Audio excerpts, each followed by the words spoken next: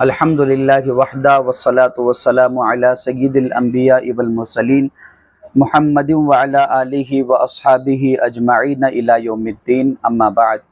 Karbala series کا یہ چھٹا پارٹ ریکارڈ کیا جا رہا ہے اور بڑے ہی غمزدہ و افسردہ الفاظوں کے ساتھ میں یہ بتانے جا رہا ہوں کہ اب سے وہ کربلا سٹارٹ ہے، وہ کربلا آغاز ہونے جا رہا ہے، اس کربلا کا جس میں آپ کو حق اور باطل کے درمیان صرف تلواروں سے نہیں بلکہ الفاظوں کے ذریعے بھی ایک جنگ نظر آئے گی۔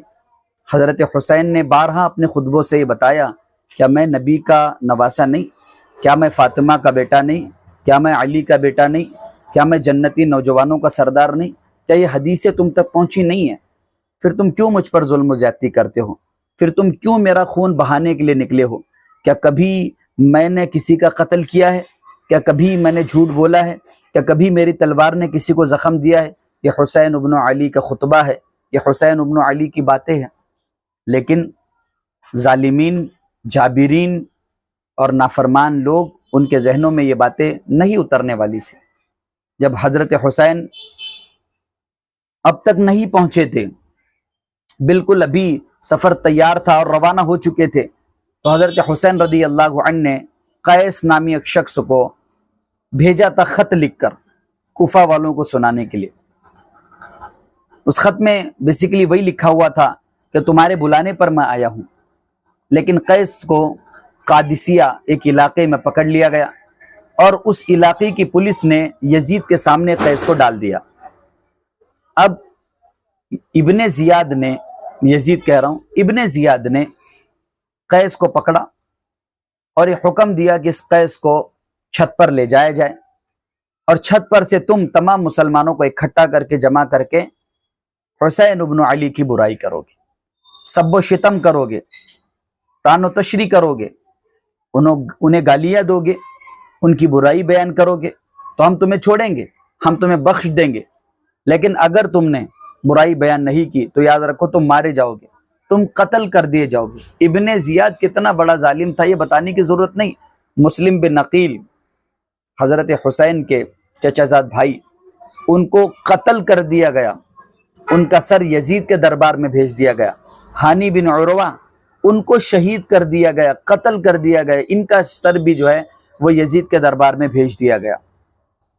کتنا بڑا ظالم تھا ابن زیاد۔ اب ابن زیاد نے قیس کو یہ حکم دیا کہ تم حسین کی برائی کرو۔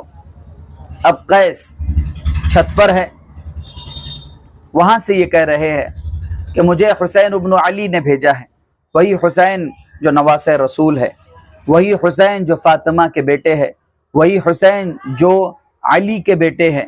خدا را ان کی دعوت حق ہے، وہ آ رہے ہیں، لوگوں تم ان کا استقبال کرو۔ اور یہ سمیہ کا بیٹا، یہ زانی شخص، اس پر بھروسہ نہ کرو۔ بس ابن زیاد نے اپنی برائی سنی تو فوراً حکم دیا کہ انہیں قتل کیا جائے، انہیں گرا دیا جائے۔ اب قیس بھی قتل ہو گئے، شہید کر دیے گئے، قیس بھی۔ حضرت حسین آگے بڑھے، پانچویں پارٹ میں ہم نے آپ کو بتایا تھا، آگے بڑھے حضرت حسین۔ حر بن یزید یہ 1000 کا لشکر لے کر حضرت حسین کو روکنے کے لیے قادسیہ سے بھی پہلے کھڑا ہو گیا تھا۔ لیکن آپ کو یہ بات جان کر بڑی خوشی ہوگی، حر بن یزید شہید ہوئے ہیں حضرت حسین کی طرف سے۔ اہل بیت کی محبت کیسے آئی ان کے دل میں وہ بھی میں آپ کو بتاتا چلوں۔ ظہر کی نماز کا وقت ہوا، حضرت حسین رضی اللہ عنہ نے مؤذن کو اذان دینے کا حکم دیا، پھر نماز ادا ہوئی۔ نماز ادا ہونے کے بعد نماز سے پہلے، وہ ساری ڈیٹیل میں نے گفتگو ویڈیو نمبر 5 میں کر دی ہے، نماز سے پہلے حضرت حسین نے کہا کیا تم ہمارے ساتھ نماز پڑھو گے؟ حر بن یزید نے کہا بھلا آپ کے امام ہوتے ہوئے ہم کس کے پیچھے نماز پڑھیں گے؟ بہرحال حر بن یزید اور ان کے سپاہی حضرت حسین رضی اللہ عنہ کے پیچھے نماز پڑھنے لگے۔ نماز کے بعد حضرت حسین نے خطبہ دیا، وہ خطبہ بے مثال تھا، وہ خطبہ لاجواب تھا۔ وہ خطبہ تھا کہ مجھے یہاں پر کیوں آنا پڑا، میں یہاں پر کیوں آیا ہوں۔ حضرت حسین نے نام لے لے کر بتایا کہ تم نے، اے فلاں، تم نے مجھے بلایا تھا، اے فلاں کیا تم نے مجھے نہیں بلایا تھا؟ اے فلاں کیا تم نے خط نہیں لکھے تھے؟ 2 تھیلی بھر کر خط حضرت حسین کے ساتھ تھے، وہاں پر انہیں انڈھیل دیا گیا۔ حر بن یزید نے کہا کہ ہمیں ان خطوں کا کوئی بھروسہ نہیں ہے، ہمیں ان خطوں کی معلومات نہیں ہے کس نے لکھا کس نے نہیں لکھا۔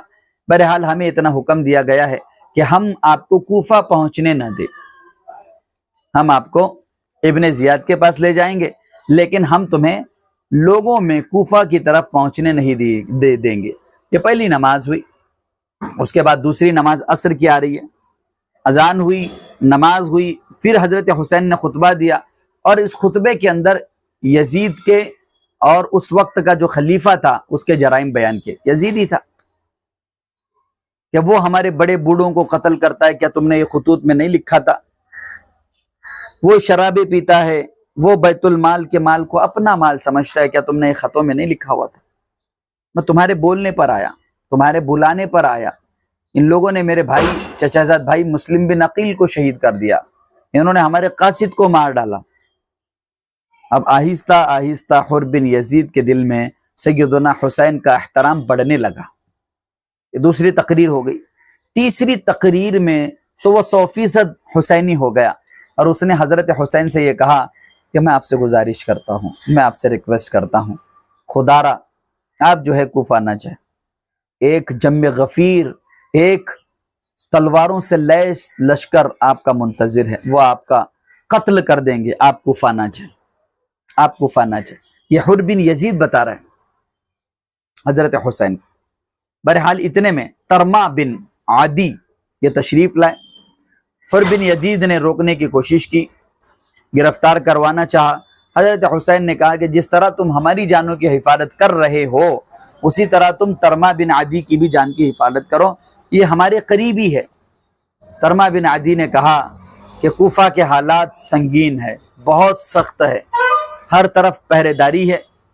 ان لوگوں نے، ابن زیاد نے وہاں کے حکمرانوں کو، وہاں کی پولیس کو، وہاں کے بہادروں کو خرید لیا ہے، ان کے سامنے پیسے پھینک دیے گئے ہیں، کسی کو حکومت کا ڈر دکھایا گیا، کسی کو ان کے خاندان کے قتل کا ڈر دکھایا گیا، اور کسی کے منہ پر نوٹوں کی گڈیاں پھینک دی گئی، لہٰذا وہاں کے لوگ آپ کے ساتھ نہیں ہے، آپ کوفہ نہ جائیں۔ ابھی بات صاف ہو گئی کہ کوفہ والے پورے کے پورے بک چکے تھے، اور ایک اتنا بڑا لشکر میں بھی اپنے آنکھوں سے دیکھ کر آ رہا ہوں، میری آنکھوں نے اس سے بڑا لشکر دیکھا ہی نہیں، جو صرف اور صرف آپ کو پکڑنے کے لیے، آپ کو قتل کرنے کے لیے، آپ کو سزا دینے کے لیے۔ حضرت حسین ابن علی رضی اللہ عنہ سوچنے پر مجبور ہو۔ اب ترما بن عدی نے کہا کہ یہاں پر چند پہاڑیاں ہیں، آپ وہاں پر قیام پذیر ہو جائیے، 10 دنوں میں اتنا بڑا لشکر آپ کے سامنے لا کر کھڑا کروں گا کہ جب تک ان کی آنکھیں کھلی رہیں گی وہ آپ کے ساتھ رہیں گے۔ 10,000 سے 20,000 کا لشکر آپ کے سامنے لا کر کھڑا کروں گا، اور وہ آپ کے کندھا پیشانی کے ساتھ دشمنوں کا، ظالموں کا مقابلہ کریں گے۔ حضرت حسین نے کہا کہ نہیں، حسین نے منع کر دیا، حسین نے کہا کہ نہیں۔ تو بہرحال ترما بن عدی کو وہاں سے واپس لوٹنا پڑا۔ حر بن یزید کی یہ باتیں تھی کہ آپ جو ہے اب جو ہے کوفہ نہ جائیے۔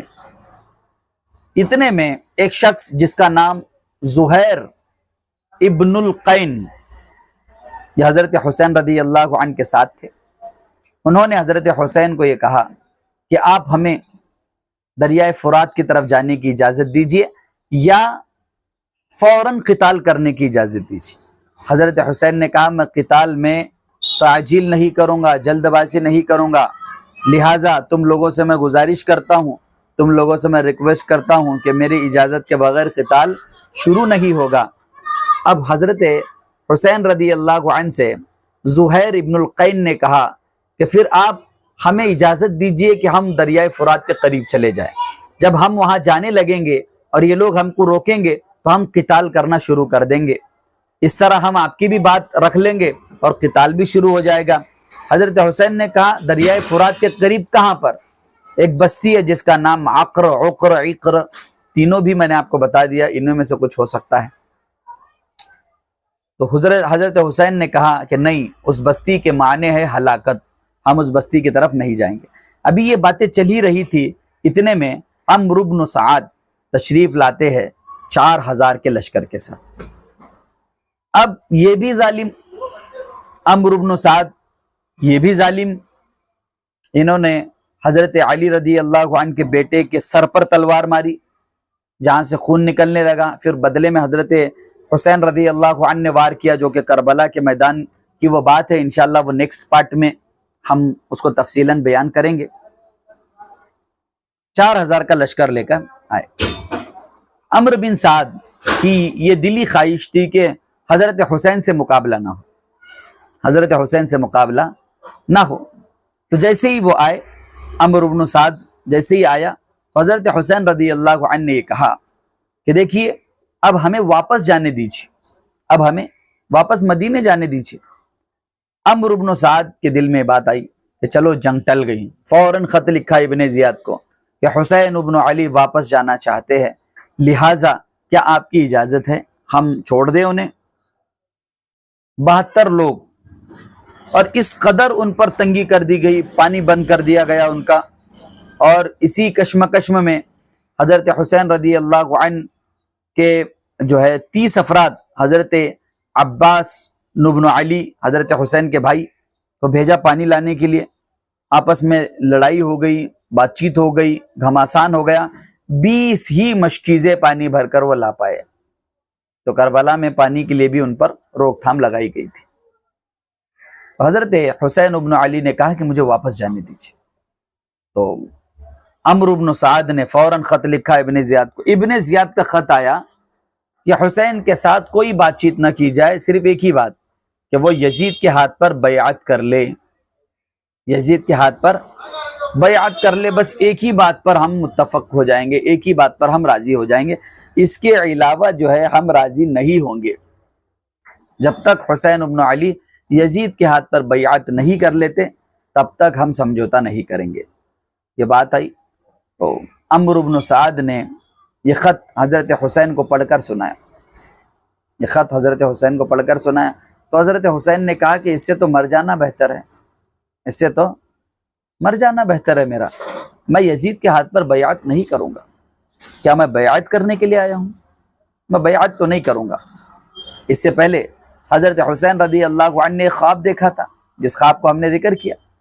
حضرت حسین نے جب خواب دیکھا تو حضرت حسین اچانک سے اٹھ گئے، اچانک سے اٹھ جانے کے بعد بیٹے علی اکبر نے پوچھا کہ بابا آپ نے کیا خواب دیکھا؟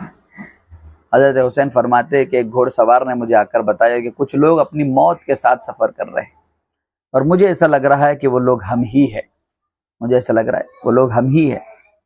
تو حضرت علی اکبر نے کہا کیا ہم بابا حق پر نہیں ہیں؟ تو حضرت حسین نے کہا کہ بالکل ہم حق پر ہیں۔ تو بابا اگر ہماری جانیں جاتی ہے تو حق کے راستے میں جائے گی۔ تو یہ بات سن کر علی اکبر کی حضرت حسین نے کہا کہ تم نے بیٹے ہونے کا حق ادا کر دیا، تم نے بیٹے ہونے کا حق ادا کر دیا، اور یہ بھی اس جنگ میں شہید ہی ہوئے۔ پورا کا پورا اہل بیت حضرت حسین کے چاہنے والے بنو عقیل اس جنگ میں شہید ہو گئے، حتیٰ کہ حر بن یزید بھی آخری موقع پر حضرت حسین کی سائڈ سے ہو گیا، جسے ہم انشاءاللہ تعالی کل کے پارٹ میں تفصیلاً ذکر کریں گے جنگ کے بارے میں، اور وہ تمام تر باتیں جو حضرت حسین کے خطبے میں شامل ہے۔ حضرت حسین نے لوگوں سے یہ کہا تھا، اے لوگوں، کیا میں نواسے رسول نہیں ہوں؟ کیا میں فاطمہ کا بیٹا نہیں ہوں؟ کیا میں علی کا بیٹا نہیں ہوں؟ تو پھر تم کیوں مجھ پر ظلم کر رہے ہو؟ میں نے کیا کبھی کسی کا قتل کیا ہے؟ کیا کبھی میں نے کسی کو زخم پہنچایا ہے؟ جو آج تمہاری تلواریں نکل پڑی ہے، آج تم تلواروں سے مجھے چنوتی دے رہے ہو، کیا مجھ پر کسی کا قصاص ہے کہ میں نے ناحق کسی کا خون بہا ہے؟ لیکن بہرحال ان ظالموں کی دلوں میں حضرت حسین کی یہ نرم گفتگو بھی داخل نہ ہو سکی۔